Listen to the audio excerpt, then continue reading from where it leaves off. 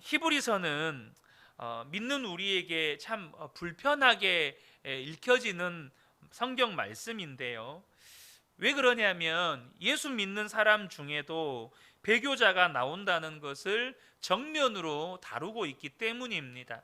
사실 오늘 이 3장의 말씀은 이것을 직접적으로 다루는 말씀입니다. 실제로 예수를 믿고 구원받았다고 하면서 나중에 예수님을 부인하고 이렇게 배교하는 일들이 당시에 일어났다는 거예요. 히브리서 기자가 이 불편한 진실을 다루면서 하는 말은 뭐냐 하면 이 배교라고 하는 것은 핍박이 너무 심하기 때문에 무서워서 두려워서 하는 것이 아니라는 것입니다. 우리가 흔히 생각하기를 핍박이 너무 심하면 사람이 그래지는 거지, 나도 만약 순교해야 되는 상황이 온다면 끝까지 믿음을 지킬 수 있을까? 이런 생각을 하죠. 그런데 히브리서 기자는 그게 아니라는 겁니다. 지금 핍박이 심해서 순교라고 하는 극한 상황에 몰렸기 때문에 배교하게 된 것이 아니라는 거예요. 그러면 무엇 때문입니까? 오늘 본문의 오늘 설교의 제목처럼 마음이 굳어졌기 때문이라는 거예요. 마음이 완고해졌기 때문이라는 것입니다. 마음이 굳어졌기 때문에 핍박이나 순교의 상황에 직면하게 되었을 때에 예수님을 부인하고 떠나게 되는 이 배교를 하게 된다는 거예요. 오늘 7절과 8절 말씀을 보면 그러므로 성령이 이와 같이 말씀하셨습니다. 오늘 너희가 그의 음성을 듣거든 너희 조상들이 광야에서 시험 받던 날에 반역한 것과 같이 너희 마음을 완고하게 하지 말아라. 하나님께서 저와 여러분에게 말씀하실 때 마음을 완고하게 하지 말라는 거예요. 마음이 굳어지게 하지 말라는 겁니다. 12절에서도 히브리서 기자가 이렇게 말합니다. 형제자매 여러분 가운데 믿지 않는 악한 마음을 품고서 살아계신 하나님을 떠나는 사람이 없도록 여러분은 조심하십시오. 그러니까 하나님을 떠나는 일은 뭐냐 하면 핍박 때문에, 그 핍박이 무서워서 그런 게 아니라 그 마음에 악한 마음을 품고 살았기 때문에, 그렇기 때문에 하나님을 떠나는 사람들이 생겼다는 거예요. 우리는 종종 그런 생각을 한번 해봅니다. 만약 내가 순교의 순간을 맞이하게 된다면 과연 나는 순교할 믿음이 있을까? 여러분, 그런 걱정 안 하셔도 됩니다. 뭐냐면 하나님께서 저와 여러분을 순교의 상황으로 이끄셨다면 저와 여러분으로 하여금 그것을 이겨낼 믿음도 지혜도 은혜도 주신다는 거예요. 그걸 걱정할 일이 아니고 우리가 지금 마음을 써야 할 일은 뭐냐면 우리가 우리의 마음을 지켜야 한다는 겁니다. 우리의 마음이 굳어지지 않으면 주님은 반드시 우리가 순교할 상황이 되었을 때에 그 합당한 능력도 믿음도 주신다는 거예요. 예수님은 분명히 어떤 환난이 와도 반드시 이기게 해주실 것이라고 약속해 주셨습니다. 요한복음 16장 33절을 보면 이것을 너희에게 이르는 것은 너희로 내 안에서 평안을 누리게 하려 함이라. 세상에서는 너희가 환난을 당하나 담대하라. 내가 세상을 이기었노라. 세상을 이기신 예수님이 우리 안에 계시기 때문에 담대하라는 겁니다. 평안하라는 거예요. 주님이 이기셨다는 거죠. 분명히 약속하셨고 그 약속대로 이루어졌습니다. 초대교회, 특별히 예루살렘 교회에 수많은 순교자들이 나왔지만 복음은 더욱더 놀랍게 증거가 되었습니다. 그런데 여기에서 우리에게 한 가지 의문이 생겨요. 무슨 말이냐? 그때 이제 막 예루살렘 오순절 마가의 다락방에 성령이 임하고 초대교회가 시작이 되고 엄청난 핍박이 있었지만 그들 가운데 순교도 각오하면서 복음 전하고 놀랍게 예수 믿는 사람들이 여러분 이렇게 막 증가했습니다. 그런데 그때는 그랬는데 왜 히브리서 기자가 이 히브리서를 기록할 당시에 배교의 상황에 몰린 성도들은 도와주지 않으셨을까? 바로 이러한 의문점이죠.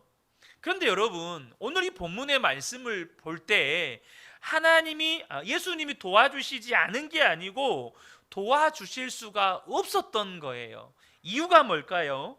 그들의 마음이 굳어져 버렸기 때문이에요. 여러분, 우리의 마음은요, 예수님을 만나는 장소고, 예수님이 역사하시는 장소고, 예수님과 하나가 되는 여러분 장소입니다. 그런데 마음이 굳어진 사람은 예수님이 도와주실 수가 없다는 거예요. 그러므로 저와 여러분이 마음을 잘 지키시고 관리하셔야 한다는 겁니다.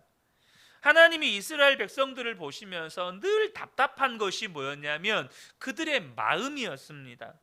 하나님의 말씀대로 사는 것을 마음에서부터 너무너무 힘들어하는 거예요. 그리고 마귀의 유혹에는 왜 이렇게 잘 넘어가는지, 그래서 하나님께서 이스라엘 백성들에게 약속하신 게 있습니다. 그게 뭘까요? 마음을 바꾸시겠다는 것이었습니다. 에스겔 11장 19절 20절에 내가 그들에게 한 마음을 주고 그 속에 새 영을 주며 그 몸에서 돌 같은 마음을 제거하고 살처럼 부드러운 마음을 주어 내 율례를 따르며 내 규례를 지켜 행하게 하리니 그들은 내 백성이 되고 나는 그들의 하나님이 되리라.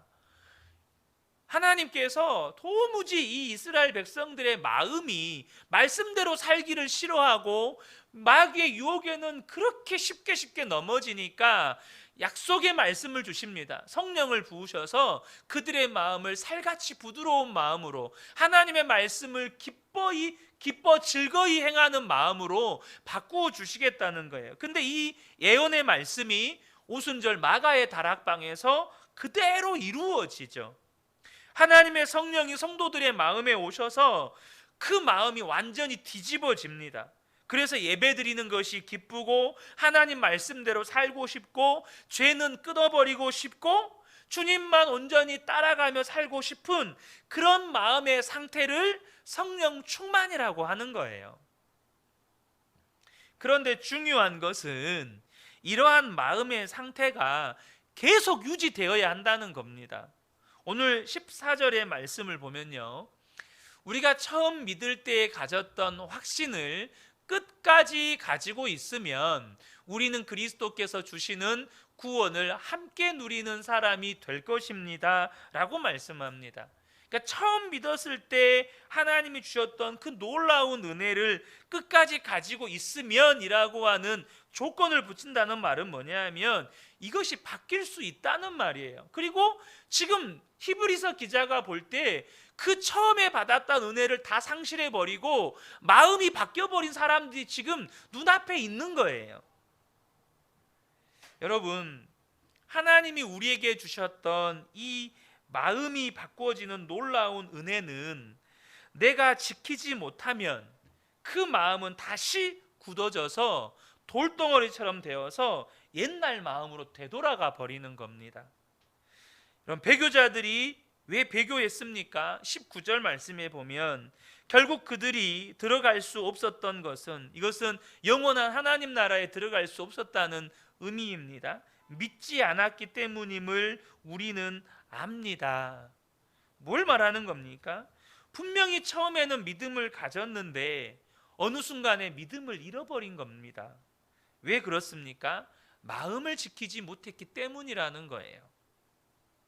그 예를 15절부터 19절까지 출애굽기 17장의 사건을 가지고 히브리서 기자가 설명을 합니다.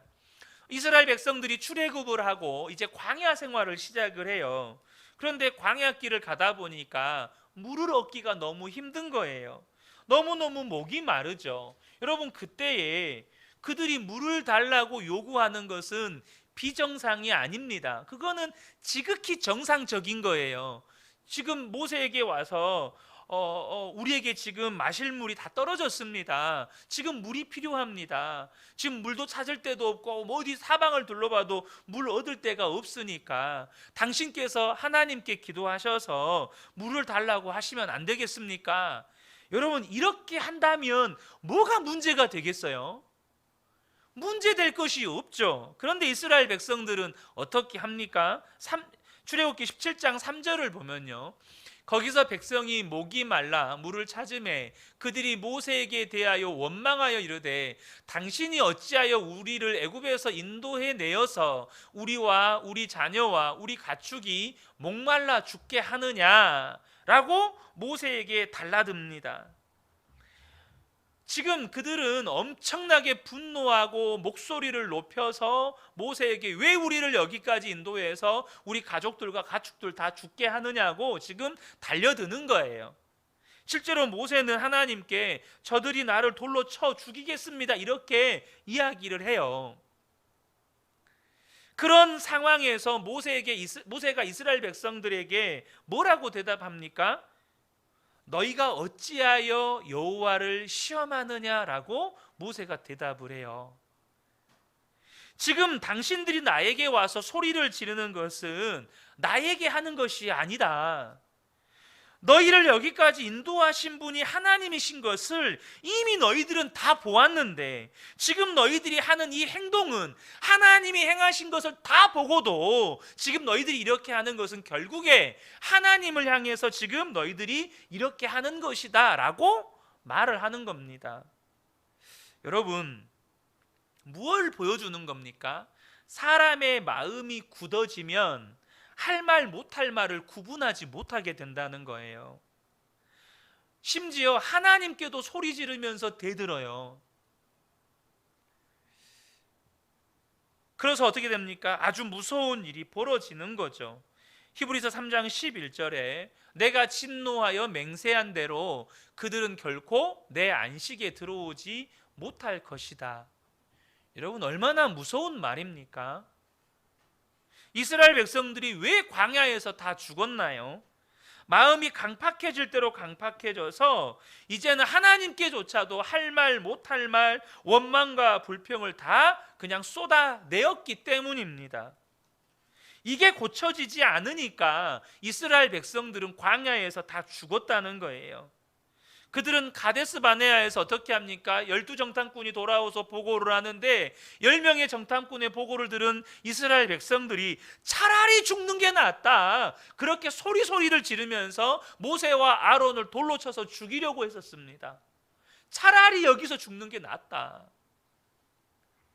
결국 그들의 말대로 됩니다. 여러분, 우리가요 정말로 말하는 것을 조심하셔야 합니다. 이스라엘 백성들의 이러한 마음은요 어느 한순간에 하루아침에 그렇게 된 게 아닙니다. 그들이 홍해를 지나고 난 다음에 여러분 미디안과 함께 소고를 치면서 막 춤추며 하나님을 찬양했었습니다. 기적이 곳곳에서 일어날 때마다 얼마나 놀라워했는지 몰라요. 그런데 그런 사람들의 마음이 어떻게 그렇게 완고해진 겁니까? 마음의 관리를 안 해서 그런 것입니다. 제가 주일날도 잠깐 이 감사에 대한 이야기를 할 때 전자제품의 이 필터의 비유를 들었었죠. 우리 마음에 나도 모르게 쌓이는 원망과 불평의 찌꺼기들이 켜켜이 쌓여서 더 이상 하나님의 축복이 작동할 수 없을 만큼 우리의 삶에 원망과 불평이 쌓이면 큰일 나는 겁니다. 여러분, 그들이 마음에 불평이 생기고 의심이 생기고 원망이 생기고 짜증이 생기고 분노가 생길 때 그러한 그들의 마음을 정리해야 되는데 그것을 다 마음에 품어둔 거예요. 여러분, 가끔씩 세상에 이런 일이라는 프로그램 보면 예전에 그런 할머니 계셨거든요. 이게 쓰레기 폐지 줍는 할머니셨는데 집에를 가보니까 정말로 집에 발 디딜 틈이 없을 만큼 이런 고물과 폐지를 가득 챙겨 놓으신 할머니 혹시 TV에서 보신 적 있습니까? 근데 여러분, 어쩌면 저와 여러분의 마음 상태가 이럴 수도 있다는 겁니다. 우리 안에서 나도 모르게 올라오는 원망과 불평, 짜증, 분노, 슬픔, 좌절, 절망, 이런 것들을 처리하지 않고 그냥 그대로 생긴 대로 마음에다가 쌓아두는 거예요. 여러분, 그러면서 마음은 점점점 강팍해지고 완고해지는 겁니다. 여러분, 저와 여러분이요 기적 혹은 축복, 은사를 바라보고 믿는 믿음을 조심하셔야 합니다. 그것은 우리의 믿음의 문제를 해결해 주지 못해요. 기적, 병고침, 죽는 자가 살아나고 엄청난 재정의 축복을 받고 건강의 축복을 받고, 여러분 이것이 우리의 믿음의 문제를 해결 못해 줍니다. 여러분 기적이나 체험 따지면 이스라엘 백성들 만한 데가 어디 있어요? 그들은 확실히 봤다니까요. 그들은 하나님의 역사를요 눈앞에서 막 홍해가 갈라지고 구름기둥 불기둥이 40년 동안 함께 했어요. 그런 기적을 경험했지만 여러분 그들은요 마음이 강팍해져 버렸어요. 도대체 어떻게 설명해야 하는 겁니까? 그 기적을 보면서도 왜 그들의 마음은 완고해진 겁니까? 여러분 우리의 마음은요 항상 예수님이 내 마음에 계시고 내가 그 주님을 의식해야 내 마음이 계속 부드러운 상태를 유지할 수 있는 겁니다. 여러분 주님을 의식해야 우리가 겸손해지는 거예요. 주님을 의식해야 우리의 실체가 보이는 겁니다. 주님을 의식해야 우리가 주님 앞에 엎드리게 되는 거예요. 톨스토이의 인생 독본에 보면 이런 이야기, 우화가 하나 나옵니다. 어느 수도사가 하나님께 기도를 했습니다. 하나님, 제가 정말 하나님이 기뻐하시는 믿음으로 살고 싶습니다. 어떻게 하면 하나님 앞에 진실되게 살 수 있겠습니까? 그랬더니 하나님께서 저기 저 농부 집에서 며칠을 살아보아라. 농부에게서 배울 것이 있을 것이다 라고 하신 것입니다. 그래서 그 농부가 굉장히 경건한 사람인 줄 알고 이 수도사가 그 농부 집에 가서 사는데 너무 실망스럽게도 배울 것이 하나도 없는 겁니다. 가만히 보니까 아침에 해가 뜨면 농부가 일어나서 주여라고 한번 소리 지르고, 그리고는 밥 먹고 부지런히 일터로 밭일하러 나가서 하루 종일 농사일을 하고, 저녁에는 피곤한 몸을 이끌고 집에 돌아와서 저녁 먹고 쓰러져 자면서 주여 외치는 것 외에는 하는 것이 없는 거예요. 그러니까 일터에 나가서 기도하는 것도 아니고 집에 돌아와서 성경 보는 것도 아니고, 이런 농부에게서 뭘 배우라고 하는 것인지 도무지 알 수도 없었고, 일주일 동안 지나고 와서 하나님께 다시 나아갑니다. 하나님, 배울 것이 없어요. 이 농부에게서 무엇을 본받으라고 하는지 저는 모르겠어요. 그랬더니 하나님께서 너 돌 항아리에다가 물을 채우고 그 돌 항아리를 들고 마을을 돌아라. 그 대신 물을 한 방울도 흘리면 안 된다라고 하신 겁니다. 그래서 이 수도사가 그렇게 했습니다. 한 바퀴 돈 거예요. 이게 돌 항아리에 물 가득 채워서 다 돌았습니다 했더니 하나님께서 그러면 너 그 돌 항아리 들고 한 바퀴 도는 동안에 나를 얼마나 생각했느냐라고 물으셨습니다. 주님은 전혀 생각을 하지 못했습니다. 물 한 방울도 흘리면 안 된다고 하셔서 물 흘리지 않도록 그것만 생각하느라고 주님 생각은 못했습니다. 그랬더니 하나님께서 하시는 이야기가, 너는 물 흘리지 않아야 한다는 그거 하나 가지고도 나를 생각하지 못했지 않느냐. 그런데 그 농부는 네가 다 받지 않느냐. 얼마나 일이 많으냐. 그 많은 일을 하면서도 하루에 2번이나 나를 불러준단다. 여러분 이게 우화인데요. 뭘 가리키는 우화냐면, 우리가요 하나님께서 맡겨주신 일을 하고 산다고 하면서도 얼만큼 하나님을 의식하지 않고 사는지를 보여주는 우화입니다. 여러분 주님이 시키신 일을 한다고 하면서도요 주님을 의식도 않고 그 일에 집중해서 살아가는 사람들이 정말 많다는 거예요. 여러분 주님이 원하시는 게 뭐죠? 제발 주님 좀 의식해 달라는 겁니다. 제발 하나님 좀 생각하며 살라는 거예요. 제발 예수님 좀 생각하며 살라는 겁니다.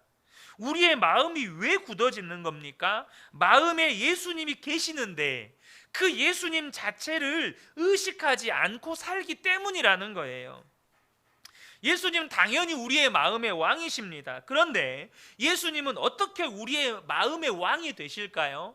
우리가 기도합니다. 예수님, 내 마음의 왕이 되어주세요. 그렇게 기도하면 예수님은 우리 마음의 왕이 되실까요? 여러분 그렇게 기도해 보셨잖아요. 그런 기도 안 해보셨습니까? 예수님 제 마음의 주님이 되어주세요. 예수님 제 주님이십니다. 이런 기도 안 해보셨나요? 여러분, 그렇게 기도한다고 해서 예수님이 왕이 되시는 게 아닙니다. 기도하는 게 중요한 게 아니고 예수님이 내 마음에 계신 것을 항상 의식하고 예수님이 기뻐하지 않는 그런 생각은 마음에 품지도 않고, 예수님이 뭔가 깨우쳐 주신 말씀이 있으면 무슨 일이 있어도 순종하려고 하면 이미 예수님은 왕이 되신 거예요. 내가 입술로 하나님 내 왕이 되어주세요, 예수님 내 왕이 되어주세요 라고 기도한다고 해서 예수님이 왕이 되시는 게 아니라는 거예요. 우리의 생각이 주님을 의식하고 내 마음에 주님이 싫어하는 것들을 품지 않고 주님이 말씀을 깨우쳐 주신 게 있으면 무슨 일이 있어도 나는 순종한다, 주님 내가 순종할 수 있도록 나를 이끌어 주십시오, 그렇게 나아가면 그게 예수님이 왕이 되신 것이라는 겁니다. 예수님은 아예 생각도 안 하고 예수님이 기뻐하지 않는 그런 마음과 생각은 잔뜩 내 속에다가 품어놓고 주님이 말씀하셔도 순종하지 않는다면 우리가 입술로 아무리 주님이 왕이라고 고백을 하고 기도를 해도 주님이 왕이 되실 수가 없는 거예요. 우리가 항상 예수님을 의식하고 예수님이 마음에 오신 것을 진짜 믿으면 마음은 굳어질 수가 없는 겁니다.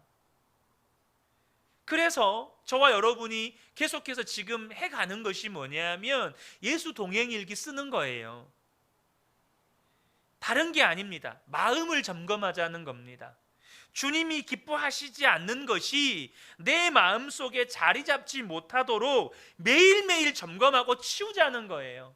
그리고 주님을 하루도 한 번도 의식하지 못하고 살았다면 그 시간만큼이라도, 그 잠깐의 시간만큼이라도 내 의식을 주님께 집중하자는 거예요. 여러분, 우리 마음이 굳어졌는지 안 굳어졌는지는 어떻게 알 수 있을까요? 사실 마음이 굳어졌는지 안 굳어졌는지는 우리가 자각하기 힘들어요. 우리 흔히 간이 상태가 안 좋아지면 나중에 간 경화가 온다 그러죠. 간이 굳어지는 것을 사람이 의식합니까? 잘 의식 못합니다. 자각을 잘 못해요. 하지만 아예 모르는 건 아닙니다. 예수님이 마태복음 11장 17절에서 이런 말씀을 하셨습니다. 우리가 너희를 향하여 피리를 불어도 너희가 춤추지 않고 우리가 슬피 울어도 너희가 가슴을 치지 아니하였다 함과 같도다. 여러분, 이게 뭘 말씀하시는 걸까요? 여러분은 최근에 하나님의 말씀을 듣고서 혹은 하나님께서 주신 은혜를 받고서 기뻐서 춤을 춰본 적이 있습니까? 물론 대놓고 춤을 출 수는 없겠죠. 하지만 주님이 말씀해 주신 것이 막 기뻐서 주의 말씀 듣고서 너무너무 기뻐해 본 적이 있습니까? 아니면 주의 말씀 때문에 가슴을 치며 울어본 적은 있나요? 여러분이 최근에 그런 적이 없다면 지금 마음이 많이 굳어져 있는 겁니다. 여러분, 예수님은 분명히 내 마음에 계신데 나는 별로 예수님을 의식해 본 적이 없어요. 여러분, 예수님을 의식하지 않고 산다는 것은 쉽게 말하면 어떻게 산다는 걸 말하는 걸까요? 그냥 복잡하게 생각할 것이 없어요. 부부 사이에 막 소리 지르면서 싸우는 거예요. 아이들을 야단칠 때도 소리 지르면서 막 야단을 치는 거예요. 왜 그럴까요? 예수님을 의식하지 못하기 때문입니다. 예수님을 의식하지 못하기 때문이에요. 그냥 습관대로 보지 말아야 할 것을 보고 습관대로 하지 말아야 할 행동을 하고 습관대로 은밀한 죄를 쫓아가요. 뭐 때문에 그럴까요? 예수님을 의식하지 못하기 때문입니다. 모세가 이스라엘 백성들이 모세에게 찾아와서 막 삿대질을 하며 죽일 듯이 눈을 부릅뜨고 소리를 지를 때 모세가 안 겁니다. 아, 이것은 하나님을 향한 것이구나. 지금 그들이 한 행동은 눈앞에 보이는 모세에게 한 게 아니고요, 하나님께 한 것이었어요. 왜 그렇죠? 그들은 이미 하나님이 행하신 모든 것을 다 알고 있어요. 모르는 게 아니에요. 이미 하나님이 행하신 그 큰 구원을 다 보고 다 알고 있고 그 구원을 경험했어요. 근데 이 순간에는 그 하나님을 의식하지를 못하는 거예요. 그 하나님을 전혀 생각하지 않고 있는 거예요. 그러니까 하나님을 무시하는 말을 그냥 막 내뱉는 거예요. 여러분, 저와 여러분이 어떤 상황에 됐을 때 막 소리를 지르고 혈기를 부린다면 주님이 전혀 의식이 안 되기 때문에 그러는 겁니다. 마음이 굳어 있다는 거예요. 사랑하는 성도 여러분, 우리가 정말 조심해야 되는 것이 우리의 마음이 이렇게 굳어져 가면 주님이 우리를 도와주실 수가 없다는 겁니다. 고난이나 핍박이 와도 여러분 걱정 안 하셔도 돼요. 예수님이 우리의 마음에 계시니까 저와 여러분에게 그때마다 지혜를 주시고 믿음도 주시고 붙들어 주셔요. 주님이 하십니다. 그러나 마음이 굳어져 있으면 주님이 말씀하셔도 깨달아지지도 않고 주님께서 지혜와 은혜를 부어주셔도 내 마음이 굳어져 있으면 그것이 내 마음 안에 임할 수가 없는 거죠. 말씀을 하셔도 듣지 못하고 주님이 임재하셔도 임재를 경험하지 못하고 주님이 역사하려고 해도 내 마음이 그것을 받아들이지를 못하는 거예요. 그러니까 배교자가 나오는 겁니다. 특별히 우리가 마음을 지키려고 할 때요, 우리 성도님들이 서로 돕는 일이 얼마나 중요한지 아셔야 합니다. 13절의 말씀 보면요, 오늘이라고 하는 그날 서로 권면하여 아무도 죄의 유혹에 빠져 완고하게 되지 않도록 하십시오. 여기 보시면요, 오늘이라고 하는 그날 매일매일 서로가 권면하라는 거예요. 왜요? 마음이 완고해지지 않도록, 죄의 유혹에 빠져서 마음이 굳어지지 않게 하려고 서로가 그날 권면하라는 거예요. 그래서 저와 여러분이 예수 동행의 길을 혼자 써가는 게 아니고 함께 쓰고 서로 나누는 겁니다. 우리가요, 일기를 공개하는 건 마음을 여는 겁니다. 제가 자주 드리는 말씀이었지만 마음을 지키는 가장 중요한 방법이 마음을 여는 겁니다. 여러분, 이거 분명하게 아셔야 돼요. 물론 그 여는 대상이 마귀이거나 혹은 죄를 향하여서 열면 안 되겠죠. 성도를 향하여 열고 주님을 향하여서 마음을 여는 것이 여러분 죄를 이기는 마음을 지키는 가장 탁월한 방법이에요. 마음을 열어 보여야 다른 사람들이요, 내 마음이 굳어진 것을 살펴볼 수 있어요. 마음을 열지 않으면 누가 합니까? 분명히 성경은 그날 서로가 권면해서 마음이 완고해지지 않게 하라고 말씀하셨습니다. 여러분, 일기를 공개하는 것이 얼마나 놀라운 결과를 가져오는지 아셔야 합니다. 예수님이 내 마음에 계셔요. 그 성도님의 마음에도 예수님이 계셔요. 그런데 예수님을 마음에 모시고 사는 성도들끼리 마음을 열면 그 주님으로 인하여서 하나가 되는 것입니다. 이것은 엄청난 역사예요. 여러분, 교회에서 일 열심히 하고 믿음 좋아 보이지만 속을 모르겠는 분들이 종종 있습니다. 이유가 뭘까요? 마음을 열지 않기 때문입니다. 여러분, 여러분의 마음을 열어 보일 수 없는 것들은 도대체 무엇입니까?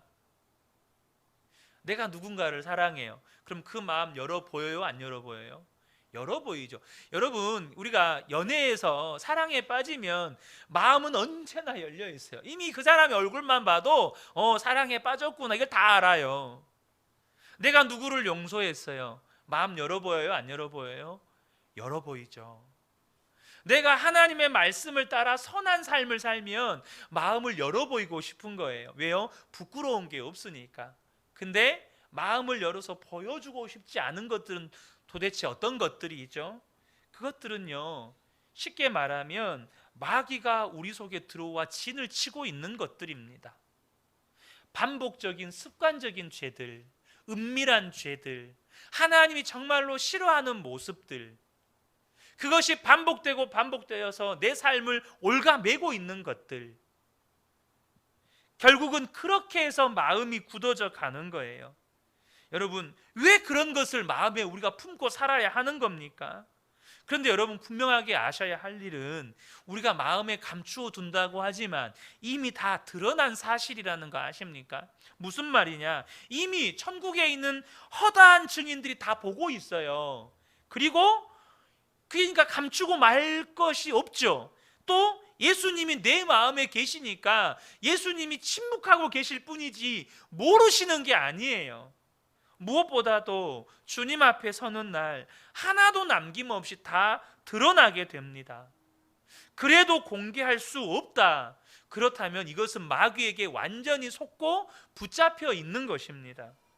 이것이 해결이 안 되면 결정적인 순간에 주님은 아무런 역사를 하실 수가 없는 거예요.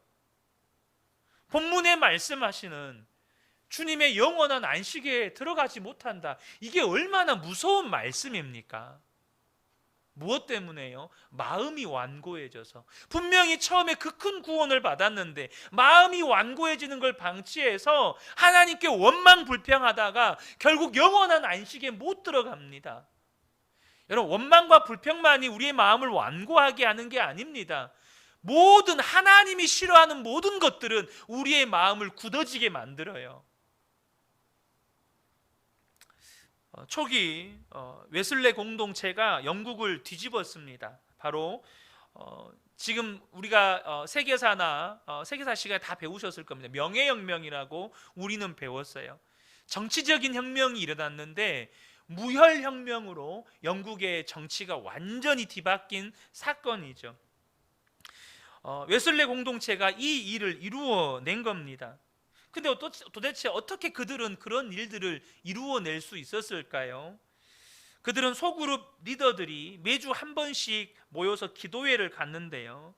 모일 때마다 그들은 반드시 5가지 질문에 대해 공개적으로 대답을 해야 했습니다. 5가지 질문이 뭐냐면, 첫 번째가 지난 모임 이후에 어떤 죄를 범하였습니까? 두 번째, 어떤 유혹을 받았습니까? 세 번째, 어떻게 그 유혹에서 벗어났습니까? 그것이 죄인지 아닌지 확실치 않은 어떤 생각과 말과 행동이 있었습니까? 당신에게는 숨기기를 원하는 어떤 비밀도 없습니까? 이 5가지에 대해서 매주마다 이 소그룹 리더들이 고백을 하는 거예요. 그러니까 이 초기 웨슬레 공동체는 그들 마음 가운데 조금도 마음에 걸리는 게 없는 거예요. 감추는 것도 숨기는 것도 은밀한 죄도 없는 거예요. 심지어 미움이나 원망이나 불평도 없는 거예요. 왜죠? 항상 마음을 점검하니까. 그러니 성령께서 그들에게 너무너무 강력하게 역사하시는 겁니다. 기도하면 그냥 불이에요, 불. 나가서 전도하면 사람들이 그대로 다 예수 믿고 돌아오는 겁니다.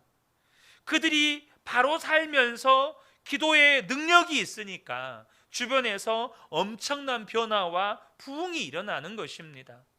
지금 영국의 총리가 정치적인 위기에 직면했다는 기사를 보았습니다. 이유가 뭡니까? 거짓말이 들통나서. 정치를 하는데 거짓말로 한 거예요. 거짓말이 들통이 나서 지금 영국 총리가 지금 위기에 직면해 있다는 거예요. 여러분, 중요한 것은 주님은 역사하시는데 과연 깨끗한 마음을 가진 사람은 몇이나 되느냐 하는 것입니다. 마음마저 깨끗한 사람이 얼마나 되느냐 하는 거예요. 여러분, 주님은 큰 그릇을 사용하시지 않습니다. 이 들어보셨죠? 화려한 그릇, 능력 많은 그릇 사용하시지 않아요. 주님은 오직 거룩하고 깨끗한 그릇을 사용하십니다. 그 그릇이 뭡니까? 우리의 마음이에요. 마음이 깨끗한 사람을 하나님은 사용하십니다. 예수님만 바라보고 예수님만 마음의 왕인 사람이 과연 몇이나 되느냐 하는 거예요. 프랭크 루박의 1937년 4월 16일의 일기입니다. 하나님, 제가 다른 사람에게 순간순간 하나님을 의식하는 삶을 살라는 것을 말하지 않으면 제가 실패할 수밖에 없다는 사실을 깨달았습니다. 제가 환경을 주도하지 않으면 저는 환경의 희생자가 될 뿐입니다. 환경이 저를 만듭니다. 하지만 저는 환경을 선택할 수 있습니다. 이 무슨 말이냐면, 프랭크 루박이 왜 자꾸 주변 사람들에게 순간순간 하나님을 바라보세요, 하나님을 의식하고 일기를 써보세요 라고 말하는 이유는 자기가 늘 하나님을 바라보며 살고 싶었기 때문이라는 거예요. 주변의 사람들은 전부 다 마음을 숨기고 이중적으로 살면 자기도 그 영향을 받게 된다는 거예요.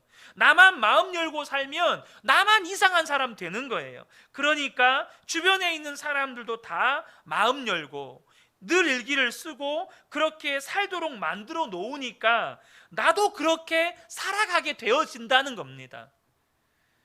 저도 마찬가지입니다.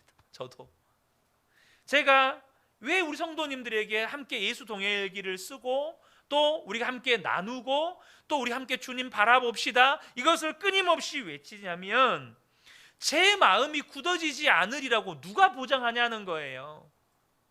누구도 보장해 줄 수가 없어요.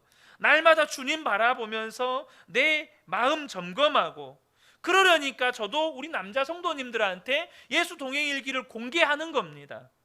왜냐하면 다른 게 아니에요. 그게 제가 사는 길이고 또 우리 그은혜교회가 사는 길이에요. 여러분, 만약에 담임 목사인 제가 마음을 감추고 성도님들에게 늘 마음에 없는 말을 설교로 하고 있고 또 그것을 성도님들과 대화 속에서 이야기하고 있다면 우리 교회가 어떻게 될 것 같습니까? 여러분, 우리 교회는요, 영적으로 말 그대로 완전히 암흑천지 되는 겁니다. 인도자가 맹인인데, 인도자가 눈이 가려져 있는데 맹인이 누구를 인도합니까? 제가 하나님 앞에서 바로 서려면 제가 마음 열고 성도님들한테 다 드러내는 거예요. 그리고 그러한 환경이 만들어져야 우리 성도님들 또한 계속해서 함께 주님을 바라보며 살아갈 수가 있는 겁니다. 사랑하는 성도 여러분, 예수님은 분명 우리 마음에 계십니다. 그러므로 핍박이나 유혹이 올 것을 두려워하지 마세요. 그것은 예수님 앞에 아무것도 아닙니다. 그런데 중요한 것은 그 예수님이 우리 마음 가운데 역사하실 수 있으셔야 돼요. 그러므로 우리가 핍박이나 환난이나 고난을 두려워해야 될 것이 아니라 주님이 언제든지 역사하실 수 있도록 우리의 마음이 늘 부드러워야 한다는 겁니다. 우리의 마음을 지켜야 한다는 거예요. 우리의 마음이 완고해지지 않고 굳어지지 않도록 우리의 마음을 잘 관리하고 지키셔야 한다는 거예요. 그러므로 우리가 할 일은 뭐죠? 항상 예수님을 깊이 생각하는 겁니다. 그래서 오늘 설교의 결론은 사실 1절의 말씀입니다. 읽지는 않았는데요, 우리 1절 말씀을 새번역 성경으로 함께 읽도록 하겠습니다. 함께 읽겠습니다. 그러므로 하늘의 부르심을 함께 받은 거룩한 형제자매 여러분, 우리가 고백하는 신앙의 사도요 대제사장이신 예수를 깊이 생각하십시오. 아멘. 저와 여러분이 마음 지키려면, 마음 굳어지지 않고 마음 늘 부드러워서 주님이 무슨 말씀을 하시고 어떤 역사를 하셔도 우리의 삶 가운데 다 경험되는 그런 놀라운 삶을 살려면 예수님을 날마다 깊이 생각하셔야 합니다. 저는 우리 성도님들이 주님 앞에 서는 그날까지 마음 굳어지지 않도록 끝까지 지켜서 영원한 하나님 나라의 안식의 기쁨과 영광 가운데 들어가게 되시는 복된 분들 되시기를 예수님의 이름으로 축복합니다. 아멘.